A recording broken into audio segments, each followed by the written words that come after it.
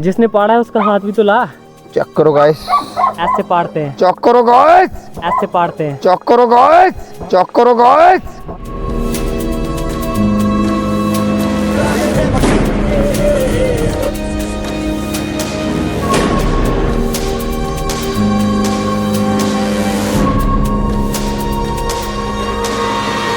ये तस्वीर देखिए, ये जनाब हाथ में बंदूक पकड़कर फायर कर रहे हैं खुलेआम। और फिर दूसरी तस्वीर, एक कड़ा दिखा रहे हैं हाथ में जिससे एक दुकानदार का सर फोड़ा है और गर्व से कह रहे हैं या। जिसने पाड़ा है उसका हाथ भी तो ला। चेक करो गाइस, ऐसे पाड़ते हैं। चेक करो गाइस। अभी इसको बीएचपी से बाहर निकाल दिया, लेकिन 2 दिन पहले तक ये विश्व हिंदू परिषद का जिला डोडा का महामंत्री था, जाने कि जिला प्रभारी भी कह सकते हो, जिला इंचार्ज भी कह सकते हो।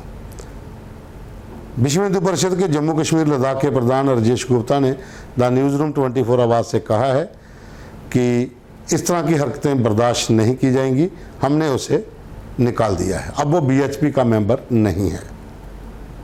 क्या पुलिस उसे गिरफ्तार कर लेगी? अब एफआईआर तो लग चुकी है। एक दुकानदार को महज चंद पैसों के लिए पीट दिया, वो भी पुलिस स्टेशन के बाहर। वो रिपोर्ट लिखवाने जाते हैं, लखन सिंह उसका नाम है, लेकिन ये जो व्यक्ति हमने आपको बताया, जो विश्व हिंदू परिषद का पूर्व एक्स कह सकते हैं जिला प्रभारी अनिरुद्ध भाऊ, उसके खिलाफ क्या कार्रवाई होती है ये अब पुलिस की कार्रवाई का इंतज़ार रहेगा। लेकिन बहुत से मामले ऐसे पहले हुए हैं जहां पुलिस ने सिर्फ हाथ ही जोड़े हैं या उसके साथ बैठकर तस्वीरें ही खिंचाई हैं, गिरफ्तारी नहीं हुई है। शरेआम गुंडागर्दी करना, हथियारों को लहराना और फिर दहशत कायम करने के लिए पूरे इलाके के भीतर कुछ लोगों को साथ लेकर गुंडागर्दी करना, ये जायज़ नहीं है। हम इस बात का समर्थन करते हैं कि आप गौ रक्षा के लिए कदम उठाते हैं, उसका हम भी समर्थन करते हैं। आप उस कार्य के लिए काम करते हो, वो सराहनीय हैं, लेकिन कानून के दायरे में रहकर। कानून का उल्लंघन करेंगे वो बर्दाश्त नहीं होगा। ये डिस्ट्रिक्ट एडमिनिस्ट्रेशन और पुलिस को भी सोचना पड़ेगा। अब आते हैं मूल रूप में खबर क्या है। खबर है अनिरुद्ध भाऊ, जिसे बीएचपी ने अब बाहर निकाल दिया है। चंद पैसों के लेन देन को लेकर वो एक दुकानदार लखन सिंह और उसका एक साथी भी साथ था। पैसों को लेकर कुछ खरीदारी होती है, पैसों को लेकर कोई मामला होता है, पैसे ऑनलाइन ट्रांजैक्शन हो जाती है, फिर उससे पैसे वापस मांगे जाते हैं। हालांकि पैसों को लेकर भी पुलिस थाने में जाकर बात होती है, दोनों पार्टियां पहुंचती हैं, रजामंदी हो जाती है। उसके बाद फिर पैसे वापस लेने का काम शुरू होता है और डराकर, धमकाकर, पीट कर पैसे भी वापस लिए जाते हैं, वो भी ऑनलाइन ट्रांजैक्शन होती है। लेकिन इतना कुछ होने के बावजूद भी उसको इतना पीटा जाता है, वो भी पुलिस स्टेशन के बाहर, जब वो ये रिपोर्ट करवाने जाता है कि मेरे से पैसे जबरन वापस ले लिए हैं।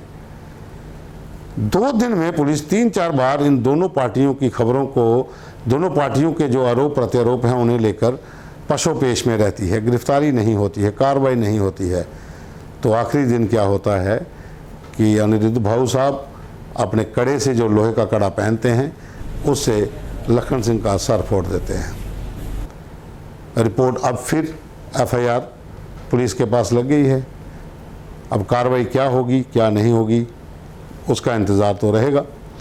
लेकिन वो गवर्नमेंट एम्प्लॉई हैं, एमटीएस हैं, जीएमसी डोडा में कार्यरत हैं। क्या सरकारी कर्मचारी पर जिला एडमिनिस्ट्रेशन कोई कार्रवाई करेगी? डीसी डोडा बहुत अच्छे हैं हरविंदर सिंह, उनके काम की सराहना होती है, तारीफ होती है। फिर प्रेशर किसका, दबाव किसका था? पहले क्यों कार्रवाई नहीं की गई जितने मामले पहले आए? हथियारों को लहराना भी एक जुर्म है, गुंडागर्दी करना भी एक जुर्म है। जो काम आप अच्छा करोगे उसके लिए आपकी सराहना होना आवश्यक है, वो हम करेंगे भी और लोगों को भी करनी चाहिए। लेकिन आप इस तरह से गुंडागर्दी करेंगे वो बर्दाश्त नहीं की जाएगी।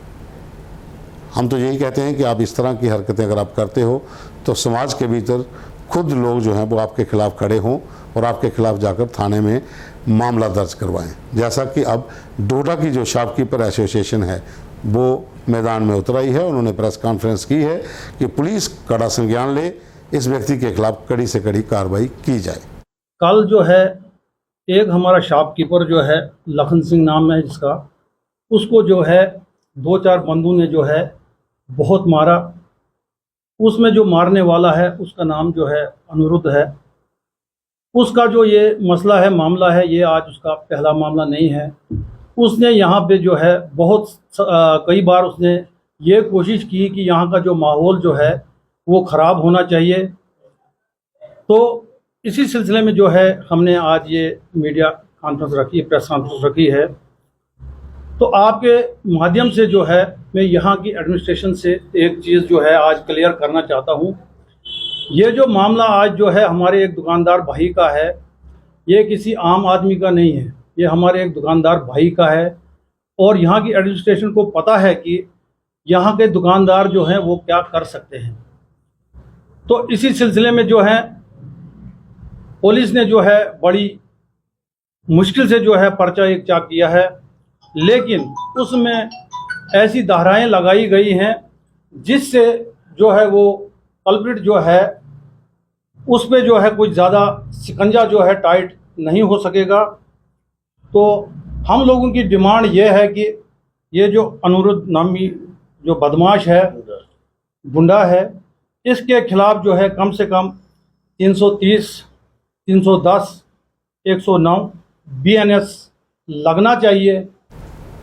दूसरी ओर मामला फिर पॉलिटिकल हो जाता है, सियासत इसमें आ जाती है कि सुनवाई नहीं होगी तो जो व्यक्ति है, जो पीड़ित है, वो आ जाकर अपने चुने हुए प्रतिनिधि के पास पहुंचता है।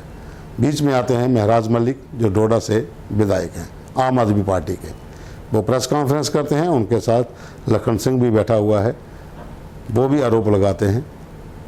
तो पहले आपने सुना कि डोडा के दुकानदारों का क्या कहना है, तो आप सुनिए महराज मलिक इस पर क्या कह रहे हैं। 2 बार जाने के बावजूद भी अगर सर फोड़ा जाता है और वो एक जीएमसी का एम्प्लॉय कहा जा रहा है और मामला हाँ नहीं अप्रोच की बात नहीं। देखिए अप्रोच कोई किसी के साथ भी हो, माफिया को यहाँ पर इजाजत नहीं है। ये शहर हमारा है, लोग हमारे हैं, इन लोगों को जो है रोकना चाहिए।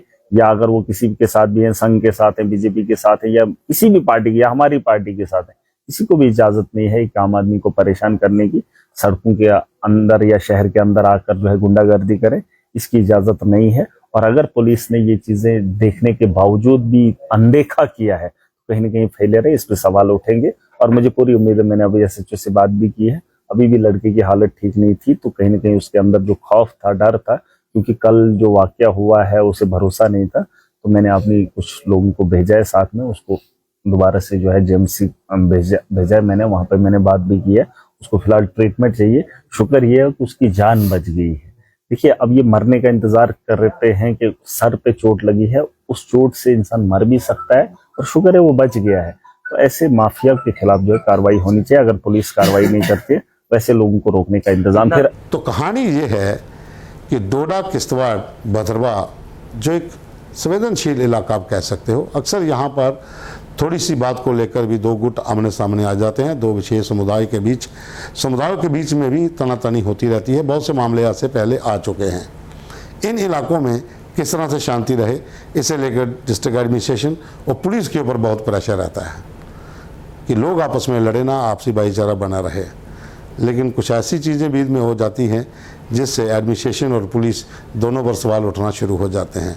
और जाहिर सी बात है कि अगर आप प्रेशर में काम करते हैं, न जाने किसका प्रेशर था जो पहले कार्रवाई नहीं हुई, लेकिन अब तो विश्व हिंदू परिषद ने हाथ पीछे कर लिए हैं, उन्हें पार्टी से निकाल दिया है, संगठन से निकाल दिया है, और सरकारी मुलाजिम है। इस तरह का अगर कार्रवाई करते हैं तो डिस्ट्रिक्ट एडमिनिस्ट्रेशन क्या कार्रवाई करती है, पुलिस क्या कार्रवाई करती है, उसका इंतज़ार हमें भी रहेगा।